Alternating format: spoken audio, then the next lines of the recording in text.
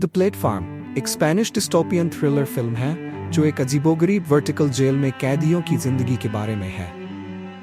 इस जेल का नाम द पिट है, जिसमें कैदियों को एक ऊंची इमारत जैसी स्ट्रक्चर में रखा जाता है और हर फ्लोर पर 2 कैदी होते हैं। इस जेल में एक खास तरीका है जिससे खाना दिया जाता है, एक प्लेटफॉर्म के जरिए जो ऊपर से नीचे की ओर जाता है। सबसे ऊपरी फ्लोर पर भरपूर खाना होता है, लेकिन जैसे जैसे प्लेटफॉर्म नीचे जाता है खाना कम होता जाता है। इस क्रूर व्यवस्था के जरिए फिल्म इंसान की लालच, सामाजिक असमानता और नैतिकता के सवाल उठाती है।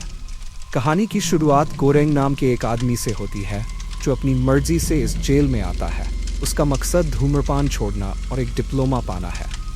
जब वह पहली बार उठता है तो उसे पता चलता है कि वह 8वें फ्लोर पर है और उसका रूममेट त्रिमागासी है। त्रिमागासी एक बूढ़ा और तजुर्बेकार कैदी है जो पहले से ही इस जगह के नियमों को समझ चुका है। वह गोरेंग को बताता है कि यहाँ की जिंदगी कितनी मुश्किल है और कैसे प्लेटफॉर्म पर आने वाले खाने के लिए लड़ना पड़ता है।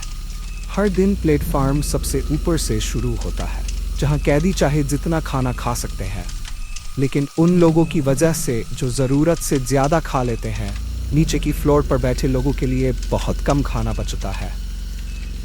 निचले फ्लोर के लोग अक्सर भूखे मरने की हालत में पहुंच जाते हैं और कभी-कभी उन्हें इंसानियत छोड़कर खुद को जिंदा रखने के लिए अमानवीय कदम उठाने पड़ते हैं, जैसे कि कैनिबलिज्म। गोरेंग शुरुआत में इस जेल के नियमों को समझने की कोशिश करता है, लेकिन जल्दी ही उसे इस क्रूर सच्चाई का सामना करना पड़ता है कि यहाँ नैतिकता की कोई जगह नहीं है।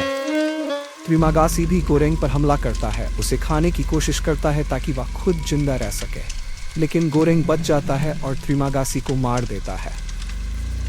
ये घटना गोरेंग को मानसिक और भावनात्मक रूप से हिला देती है और वह धीरे धीरे इस सिस्टम के खिलाफ खड़ा होने का फैसला करता है।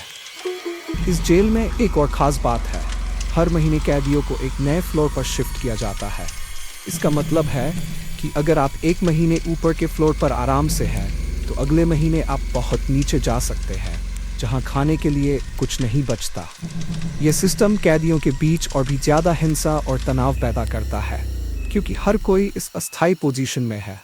कहानी में एक और महत्वपूर्ण किरदार है इमोगिरी, जो पहले इस जेल की प्रशासनिक व्यवस्था में काम करती थी। उसे लगता है कि अगर कैदी मिलकर खाना बांटें तो सभी के लिए पर्याप्त भोजन हो सकता है। वह गोरेंग से कहती है कि अगर सभी लोग एक दूसरे के लिए सोचें तो इस क्रूर व्यवस्था को ठीक किया जा सकता है। लेकिन उसकी यह सोच बहुत आदर्शवादी साबित होती है, क्योंकि ज्यादातर कैदी अपने लालच और डर से प्रेरित होते हैं। ये फिल्म बहुत गहरे सामाजिक संदेशों को उजागर करती है। ये दिखाती है कि कैसे समाज में असमानता और वर्ग विभाजन काम करता है। ऊपरी फ्लोर अमीर और पावरफुल लोगों का प्रतीक है, जो सारी सुविधाएं भोगते हैं, जबकि निचले फ्लोर पर बैठे लोग समाज के गरीब और वंचित वर्ग का प्रतीक है, जिन्हें सिर्फ बचे खुचे टुकड़ों पर जीना पड़ता है। ये फिल्म ये सवाल उठाती है कि अगर संसाधनों का सही तरीके से वितरण न हो तो समाज का क्या हाल हो सकता है। गोरेंग का सफर केवल एक फिजिकल स्ट्रगल नहीं है, बल्कि ये उसकी नैतिकता और इंसानियत की परीक्षा भी है। वह खुद को एक नैतिक इंसान मानता है, लेकिन इस बेरहम सिस्टम में उसे भी कभी कभी अपने सिद्धांतों से समझौता करना पड़ता है। वह कई बार सोचता है कि क्या वह इस व्यवस्था को बदल सकता है, लेकिन उसे धीरे धीरे समझ में आता है कि बदलाव तभी आ सकता है जब सभी लोग साथ मिलकर काम करें। फिल्म के अंत में गोरेंग और बहारत, एक और कैदी जो गोरेंग के साथ मिल जाता है, प्लेटफॉर्म के साथ सबसे निचले फ्लोर तक जाते हैं। वे देखना चाहते हैं कि वहाँ के लोग किस हाल में हैं। रास्ते में वे कई तरह की मुश्किलों का सामना करते हैं और ये समझते हैं कि निचले फ्लोर के लोग कितनी बुरी स्थिति में जी रहे हैं। सबसे नीचे पहुंचकर उन्हें एक बच्ची मिलती है जो इस क्रूर व्यवस्था का सबसे बड़ा राज है। जेल में बच्चों का होना मना है, लेकिन फिर भी ये बच्ची वहां है। गोरेंग को लगता है कि ये बच्ची ही इस सिस्टम के खिलाफ सबसे बड़ा संदेश हो सकती है।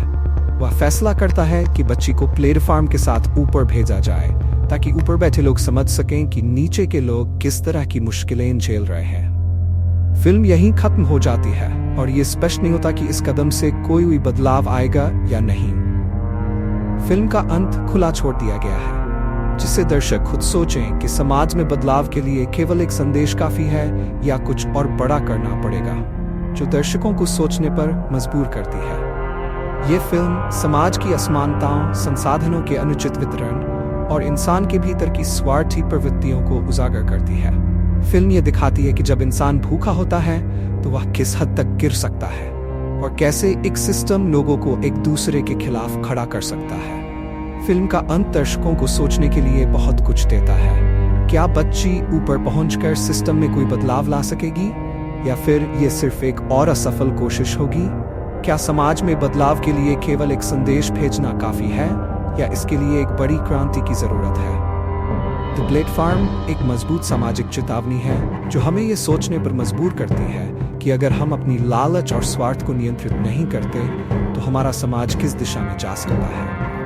ये फिल्म ये सवाल भी उठाती है कि क्या हमारे पास वह नैतिक साहस है जो एक बेहतर, ज्यादा समान समाज बनाने के लिए जरूरी है, या फिर हम बस अपने व्यक्तिगत फायदे के लिए ही काम करते रहेंगे।